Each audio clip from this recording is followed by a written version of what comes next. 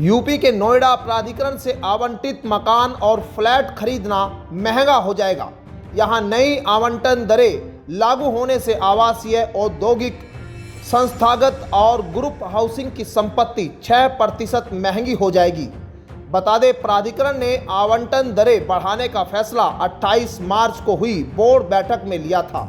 व्यावसायिक संपत्ति की दरों में कोई इजाफा नहीं किया गया था। नोएडा प्राधिकरण के अधिकारियों ने बताया कि आने वाले 1-1.5 महीने में आवासीय, औद्योगिक, संस्थागत, ग्रुप हाउसिंग संपत्ति से जुड़ी कुछ योजनाएं लाने की तैयारी है। दरअसल अब जो भी योजनाएं आएगी उनका नई दरों से आवंटन किया जाएगा। बिजली बनाएगा उत्तर प्रदेश का ये एक्सप्रेसवे। बुंदेलखंड एक्सप्रेसवे को बतौर सोलर एक्सप्रेसवे विकसित किया जाएगा। बुंदेलखंड एक्सप्रेसवे 7 जिलों से गुजरता है, जिसमें चित्रकूट, बांदा, महोबा, हमीरपुर, जालौन, औरैया, इटावा शामिल है। इसी बेल्ट पर सोलर पैनल स्थापित कर 550 मेगावाट सोलर पावर जनरेट की जाएगी। दरअसल इस परियोजना के पूरा होने से ग्रीन एनर्जी डेवलप होगी, जिससे 1 लाख घरों तक बिजली सप्लाई की जाएगी। उत्तर प्रदेश में कई एक्सप्रेसवे और हाईवे संचालित है और कईयों का निर्माण कार्य जारी है। इनमें से प्रत्येक एक्सप्रेसवे खूबियों से भरा है। दरअसल राज्य में फिलहाल कुल 15 एक्सप्रेसवे है। इनमें बुंदेलखंड एक्सप्रेसवे सबसे अलग पहचान बनाने जा रहा है। सोनीपत से बागपत तक बसें चलवाने की मांग हुई तेज। भाजपा के पूर्व जिला अध्यक्ष सुदेश चौहान ने हरियाणा के मुख्यमंत्री नायब सिंह सैनी को पत्र भेजकर सोनीपत से बागपत तक बसों को चलवाने की मांग की है। उन्होंने कहा है, पहले हरियाणा रोडवेज की काफ़ी बसें सोनीपत से बागपत तथा बड़ौद तक चलती थी। इन बसों के चलने से लोगों को सुविधा होने के साथ हरियाणा रोडवेज की कमाई हो रही थी, मगर कई सालों से प्राइवेट गाड़ी वालों ने अधिकारियों से मिलीभगत कर रोडवेज की बसों का संचालन बंद करा दिया है। बसों के बंद होने से प्रतिदिन सैकड़ों नौकरी पेशा व्यापारियों तथा आम लोगों को परेशानी हो रही है। दरअसल हरियाणा सीएम से बागपत तक बसें चलवाने की ये मांग की गई है।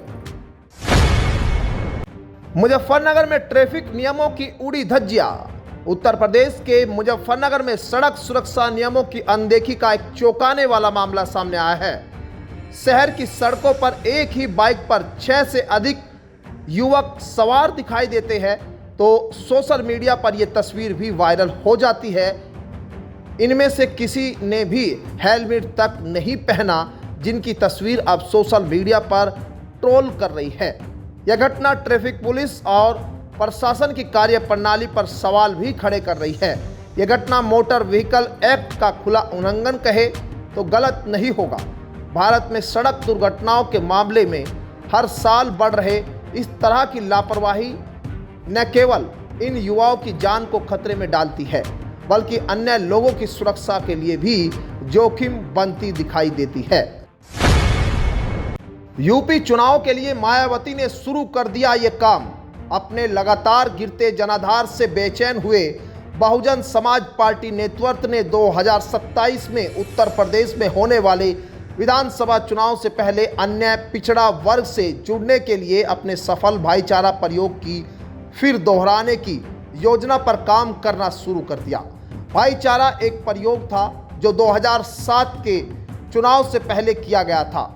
इसी प्रयोग के तहत राज्य की 403 विधानसभाओं में भाईचारा समितियां बनाई जाएगी और ओबीसी के 100 लोगों से संपर्क साधा जाएगा। दरअसल बता दें, ये 100 लोग बूथ स्तर पर पार्टी के दूत के रूप में काम करेंगे। इन ओबीसी भाईचारा समितियों के जरिए पार्टी अपने बिखरे हुए ग्रामीण वोट को जोड़ने की कोशिश में है। यूपी के पूर्व सीएम और समाजवादी पार्टी के राष्ट्रीय अध्यक्ष अखिलेश यादव ने मुख्यमंत्री योगी आदित्यनाथ को लेकर बड़ा बयान दिया है। अखिलेश यादव ने कहा कि मुख्यमंत्री योगी आदित्यनाथ हटने वाले हैं। उन्होंने कहा कि बीते दिनों मैं एक कार्यक्रम देख रहा था, तो उसमें सीएम उद्यमियों से कह रहे थे कि हम लैंड बैंक बना रही है। अब इसको हमारे बुद्धिजीवी भी सुन रहे थे। जब मुख्यमंत्री जी हटने वाले तब लैंड बैंक दे रहे हैं। बता दें, बीते कई मौकों पर अखिलेश यह दावा कर चुके हैं कि मुख्यमंत्री योगी आदित्यनाथ को हटा दिया जाएगा। उन्होंने आरोप लगाया है कि सरकार नहीं चाहती गरीब का बच्चा पढ़े। आज जिस तरीके से फीस महंगी हो रही है, उससे हर आम इंसान की जीवन पर इसका प्रभाव पड़ रहा है। उत्तर प्रदेश के उप मुख्यमंत्री केशव प्रसाद मौर्य ने कांग्रेस, समाजवादी पार्टी और तृणमूल कांग्रेस पर वक्फ कानून में हाल ही में किए गए संशोधनों को लेकर देश में माहौल खराब करने का आरोप लगाया है।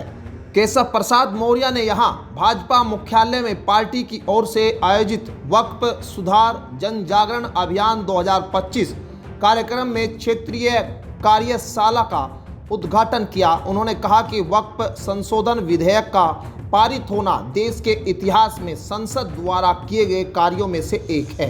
केशव प्रसाद मौर्य ने इस मौके पर कहा कि यह इस देश के 90% मुसलमानों की भलाई के लिए है। उन्होंने ये भी कहा, जो मुस्लिम तुष्टीकरण की राजनीति करते थे, वे भी सबका साथ और सबके विकास की राजनीति करें। उत्तर प्रदेश में बिजली कंपनियों ने अप्रैल के बिल में फ्यूल सरचार्ज लगा दिया है। कंपनियों के इस फैसले से 5 साल बाद राज्य में बिजली के दाम बढ़े हैं। हालांकि अब इस पर सियासत जरूर शुरू हो गई है। अपना दल कमेरावादी की नेता और सिराथू विधानसभा सीट से समाजवादी पार्टी की विधायक पल्लवी पटेल ने इस फैसले का विरोध किया। सोशल मीडिया साइट एक्स पर पल्लवी ने लिखा, महंगी बिजली गरीब एवं मध्यम वर्गीय परिवारों की कमर तोड़ देगी। सरकार व्यापार के लिए नहीं, लोक कल्याण के लिए है। इसलिए बिजली जैसी सुविधाएं महंगी नहीं, निःशुल्क की जानी चाहिए। वर्तमान समय में बिजली सबसे ज्यादा मूलभूत सुविधाओं में एक है। बिजली की महंगाई हमारे जीवन से जुड़ा वास्तविक और जटिल प्रश्न है। इसे और भयावह मत बनाइए। दिल्ली एनसीआर समेत पूरे उत्तर भारत में एक बार फिर से भीषण गर्मी का दौर शुरू हो चुका है।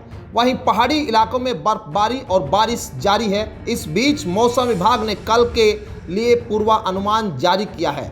आईएमडी के मुताबिक आज देश के अलग अलग हिस्सों में मौसम का मिजाज बदला रहेगा। उत्तर पश्चिमी राज्यों में भीषण गर्मी और लू की स्थिति बनी रहेगी, जबकि पूर्वोत्तर और दक्षिण राज्यों में बारिश और आंधी तूफान का अलर्ट जारी किया गया है। पश्चिमी विक्षोभ के प्रभाव से कुछ क्षेत्रों में तापमान में मामूली कमी और हल्की बारिश की संभावना है। दरअसल उत्तर प्रदेश के कई हिस्सों में आज मौसम में उतार चढ़ाव देखने को मिल सकता है। तो ये थी आज की 15 फटाफट खबरें। अगर आपको वीडियो पसंद आया तो वीडियो को लाइक, शेयर व कमेंट जरूर करें। धन्यवाद।